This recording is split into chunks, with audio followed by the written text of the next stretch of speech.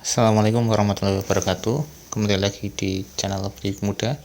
Kali ini kita akan membahas FR SKB PGSD tahun 2020 hari kedua. Nah, jadi untuk hari kedua sudah ada tambahan FR yang lebih banyak. Nah, bagi kalian yang belum menonton FR SKB PGSD hari pertama bisa klik di sini. Kemudian kita bahas untuk FR hari kedua. Untuk pedagogik, KIKD-nya keluar terus, disuruh menentukan tujuan pembelajaran. Nah, jadi diketahui suatu KI dan KD, dan dari KD tersebut kita disuruh membuat tujuan pembelajaran. Nah, tujuan pembelajaran itu ada unsur-unsurnya apa saja dan ada kata kerja operasionalnya juga. Nah, untuk mempelajari tentang tujuan pembelajaran bisa dibuka di blog saya, nanti akan saya posting. Kemudian menentukan indikator. Nah, itu juga indikator diturunkan dari KD. Nah, jadi dari KD turun ke indikator. Bagaimana cara menyusun indikator bisa dilihat di blog. Kemudian mengenai silabus diberi pernyataan, nanti kita diminta komponen tersebut terdapat pada bagian silabus di poin apa. Nah, bisa dicari pada komponen silabus, kemudian disajikan KD dan indikator. Terus disuruh mencari penilaian yang cocok. Nah, jadi ada suatu KD dan indikator. Nanti dari KD tersebut penilaian yang cocok itu yang bagaimana, bisa kita cari di sini. Penilaian dalam pembelajaran kurikulum 2013. Di sini ada jenis-jenis penilaian sikap, pengetahuan, keterampilan, tekniknya bagaimana, kemudian cara menyusun penilaian yang bagaimana, bisa dipelajari sendiri. Nah, jadi sedikit tips dari saya. Tahun lalu saya bisa memperoleh nilai 350. Cara belajar yang saya terapkan saat itu yaitu mencari FR sebanyak-banyaknya dari grup Telegram. Kemudian dari FR tersebut saya cari pembahasan materinya di internet satu-satu, seperti itu. Nah, dari hasil belajar seperti itu saya bisa mendapatkan nilai 350 untuk SKB tahun 2018. Kemudian tujuan penilaian sumatif dan formatif. Selanjutnya disajikan kasus, terus disuruh menentukan strategi yang paling cocok. Nah, jadi ada kasus di kelas permasalahan, disuruh mencari strategi pemecahan kasus yang paling cocok. Kemudian remedial dan pengayaan, nanti diberi narasi mengenai jumlah siswa didik yang tidak memenuhi KKM, kemudian menentukan bentuk remedial yang dipakai. Ya, untuk remedial dan pengayaan di hari pertama juga sudah keluar, bisa dipelajari di blog ini. Linknya saya taruh di kolom di bawah. Kemudian lanjut sikap yang afektif dan psikomotor. Nah, jadi pada pembelajaran kurikulum 2013 ada ranah, jadi di pembelajaran 2013 ada ranah sikap afektif dan juga ranah keterampilan psikomotor dan pengetahuan kognitif. Bisa dicari-cari sumbernya di internet. Kemudian tentang PTK, seperti di hari pertama PTK itu susunannya bagaimana, cara menyusunnya bagaimana, pengertiannya bagaimana, sistematikanya bagaimana, bisa dipelajari. Kemudian kurang lebih ketika ada 30 murid yang lulus KD 1 sekian, KD 2 sekian, KD 3 sekian, kita harus merencanakan pembelajaran seperti apa. Kebanyakan begitu soalnya yang saya dapat. Nah, jadi kasus-kasus pembelajaran. Kemudian saya rasa hampir seluruh soal dikaitkan dengan pedagogik, bagaimana kita mengajar. Nah, jadi sepertinya untuk tahun ini porsi soal pedagogiknya ditingkatkan. Kalau untuk tahun 2018 pedagogik hanya 30 soal. Kesulitan belajar siswa, disajikan studi kasus. Nah, kemudian ada pertanyaan tentang hitungan. Soal 5 kali 5 sama dengan, nah ada pilihan jawabannya. Ternyata ada siswa bernama Adi menjawab A, maka tindakan yang perlu dilakukan oleh guru adalah memberikan tugas lain. B, menjelaskan perbedaan perkalian dan penjumlahan, menjelaskan perkalian dan pengurangan, D. menambah bahan ajar. Sepertinya ini kalau 5 kali 5 kok jawabannya A 10, mungkin dia tidak bisa menjelaskan antara perkalian dan penjumlahan. Perkalian dikira penjumlahan, jadi 5 kali 5 jawabannya 10, padahal seharusnya 25. Kalau 5 tambah 5 itu 10. Kemungkinan jawabannya karena dia tidak bisa membedakan antara perkalian dan penjumlahan, maka guru bisa menjelaskan perbedaannya. Kemudian untuk materi PKN IPS, ideologi Pancasila keluar, pengamalan Pancasila lebih ke studi kasus. Nah, jadi mungkin ada suatu kasus, itu bisa jadi itu merupakan pengamalan Pancasila sila keberapa, atau bahkan mungkin kasus tersebut merupakan suatu pelanggaran dari sila keberapa. Kemudian ada perdagangan internasional, politik luar negeri Indonesia, bebas aktif. Kemudian ada materi bahasa Indonesia, masih sama, menentukan tema, watak, latar, bacaan, jenis-jenis paragraf. Nah, jadi paragraf itu ada paragraf deskripsi, narasi, kemudian eksposisi, argumentasi, persuasi, masing-masing definisinya bagaimana, ciri-cirinya bagaimana, membedakannya bagaimana, bisa dipelajari di sini. Nah, kemudian IPA, seperti hari pertama, sifat benda, padat, cair, atau sebaliknya, ada soal-soal perubahannya bagaimana. Kemudian fluida statis, fluida itu bisa berupa benda cair atau benda gas, statis berarti diam. Nah, fluida statis itu mencakup hukum-hukum, teori-teori yang ada pada, nah ini fluida statis atau hidrostatika merupakan salah satu cabang ilmu sains yang membahas karakteristik fluida saat diam. Biasanya membahas mengenai tekanan pada fluida ataupun yang diberikan oleh fluida, gas atau cair pada objek yang tenggelam di dalamnya. Nah, di sini ada rumus-rumusnya. Nah, bisa kenapa suatu benda itu mengapung, melayang, dan tenggelam, apa itu tekanan hidrostatis, semuanya ada di situ.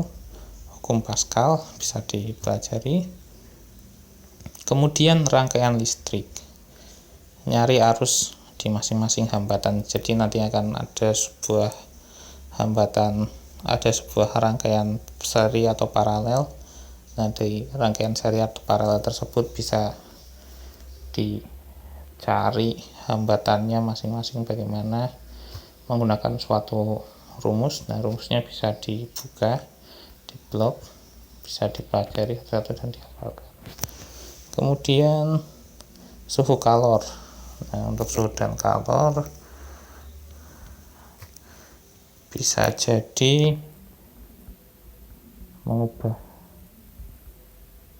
termometer atau mengukur perpindahan kalor. Nah, perpindahan panas secara konduksi, konveksi, radiasi, juga kemudian keluar asas Black. Nah, jadi mencampur dua buah cairan yang bermassa beda dengan massa atau banyaknya yang berbeda, kemudian nanti akan muncul suatu suhu akhir. Nah, itu bisa dipelajari. Kemudian tentang gambar gelombang. Nah, kemungkinan gelombang transversal atau longitudinal, nanti ada suatu gambar. Nah, dari gambar tersebut nanti akan ada pertanyaan. Nah, jadi seperti ini mungkin gambar suatu gelombang. Nah, panjang satu gelombang itu berarti satu bukit satu lembah. Kemudian ada titik B dan titik D, itu titik amplitudo. Nah, jadi bisa dipelajari sendiri.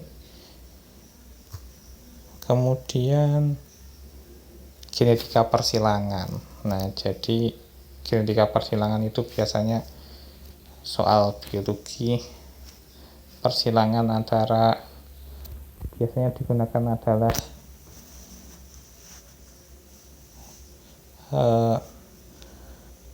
biasanya menggunakan kacang ercis. Nah, jadi dua kacang ercis yang berbeda sifat itu nanti akan disilangkan, dikawinkan, kemudian akan muncul keturunan dengan ciri-ciri yang berbeda-beda. Nah, itu akan diamati. Ada fenotip dan genotip. Nah, itu bisa dipelajari sendiri. Kemudian ada pertanyaan kenapa menggunakan kacang RGS. Nah, itu alasannya karena fenotip kontras. Fenotip itu adalah ciri-ciri yang bisa diamati. Nah, karena kacang RGS itu perbedaannya kontras, ada yang bijinya keriput, ada yang mulus, ada yang besar kecil. Ciri-cirinya yang nampak itu kontras perbedaannya, kemudian bisa menyerbuk sendiri. Nah, jadi tidak perlu dibantu oleh manusia, mudah penyerbukannya, kemudian daur hidupnya singkat. Nah, karena daur hidupnya singkat itu bisa memperpendek waktu penelitian, tidak terlalu lama. Bayangkan kalau yang digunakan itu tanaman yang umurnya panjang, mungkin bisa selesai dalam waktu berpuluh-puluh tahun. Nah, kalau ini daur hidupnya singkat, kemudian mudah disilangkan, tidak perlu menggunakan teknologi dan biaya yang mahal pula. Kemudian tentang fotosintesis keluar, nah mungkin tentang reaksi fotosintesis itu bagaimana, ada reaksi gelap terang, kemudian bahan-bahan fotosintesis itu apa saja, tempat fotosintesis di mana, rumus, kemudian nah ada banyak tentang fotosintesis bisa dipelajari. Kemudian jaring-jaring makanan, yang mana yang konsumen. Nah, jadi mungkin ada suatu jaring-jaring makanan, kita mencari tahu mana yang merupakan produsen, mana yang konsumen. Nah, contohnya seperti ini ada rantai makanan, rumput itu sebagai produsen, dimakan belalang konsumen primer atau konsumen satu, kata konsumen kedua atau sekunder, kemudian ular itu konsumen ketiga atau tersier, kemudian elang itu konsumen 4 dan yang merupakan konsumen puncak final. Kemudian elang mati, jatuh ke tanah, kemudian diuraikan oleh jamur sebagai dekomposer di dalam tanah. Nah, itu tentang jaring-jaring makanan. Kemudian kertas lakmus untuk menghitung pH. Nah, jadi menghitung pH menggunakan kertas lakmus. Nah, ini. Nah, jadi mungkin nanti ada suatu gambar seperti ini. Ya.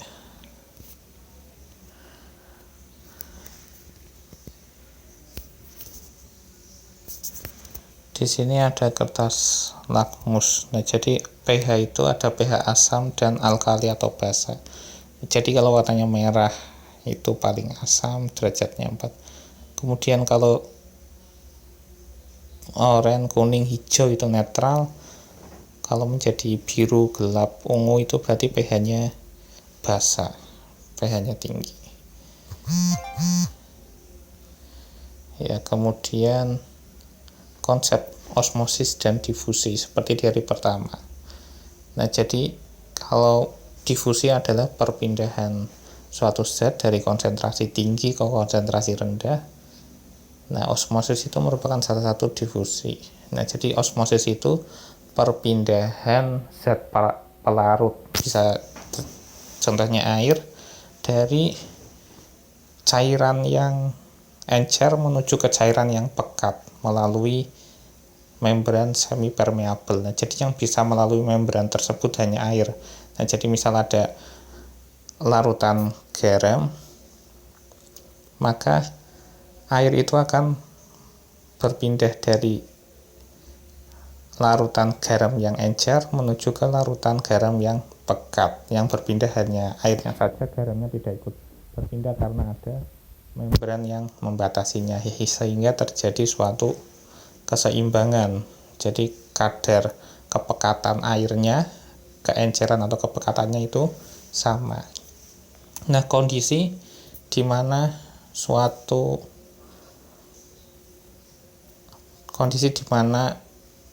kepekatan setimbang itu yang disebut sebagai isotonis atau isotonik. Nah, kemudian untuk isotonik itu seperti apa bisa dibaca di sini di blog. Kemudian proses rekayasa genetika. Rekayasa genetika itu jenisnya apa, bisa untuk pada bidang obat, bidang pertanian juga bisa membuat padi yang tahan wereng, buah yang manis, buah yang besar, atau buah yang tahan hama, itu bisa menggunakan rekayasa genetika. Nah, itu bisa dipelajari apa saja. Kemudian siklus Krebs itu siklus pada fotosintesis dan juga reaksi terang itu pada fotosintesis bisa dipelajari. Penyakit pada sistem pernafasan. Nah, jadi sistem pernafasan itu ada penyakit seperti ketidaknormalan bentuk alveolus itu emfisema, kemudian ada flu karena virus apa, faringitis radang pada faring, laringitis radang pada laring, asma penyempitan saluran pernafasan, radang pada bronkus namanya bronkitis. Nah, ada kanker paru-paru, pneumonia juga, itu bisa dipelajari. Nah, jadi memang materinya banyak sekali, harus banyak belajar itu bisa dari sumber-sumber di internet dimanapun juga.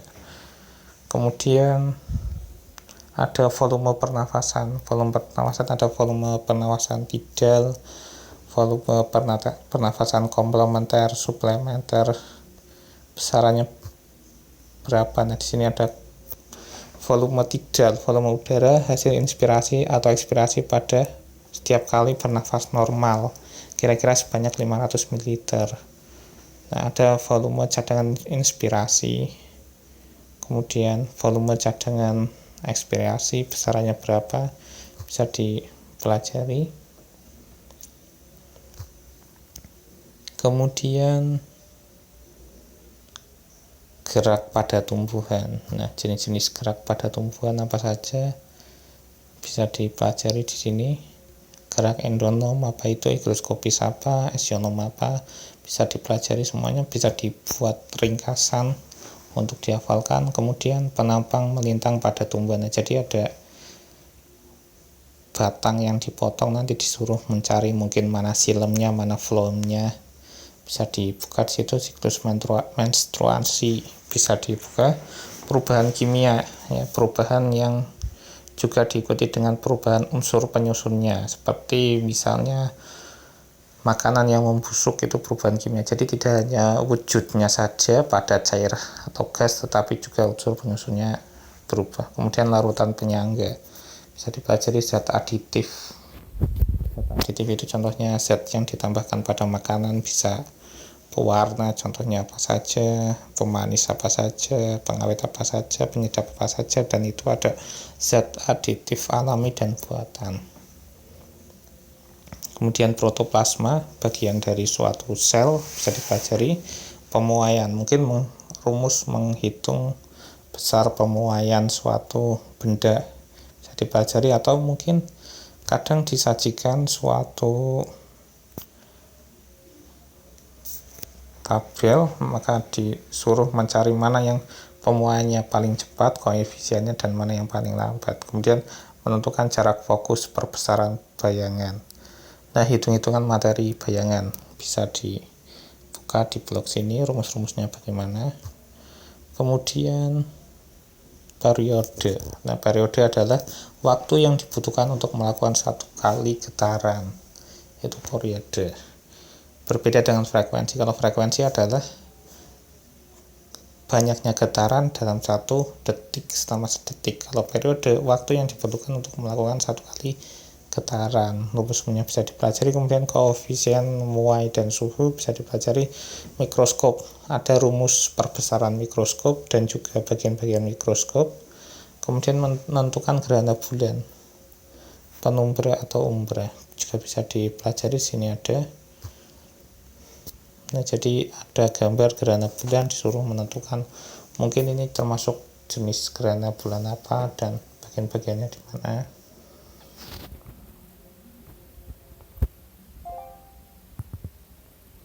Nah, ini jenis-jenis gerhana bulan total, sebagian, dan penumbra. Di sini ada gambar, bisa dipelajari.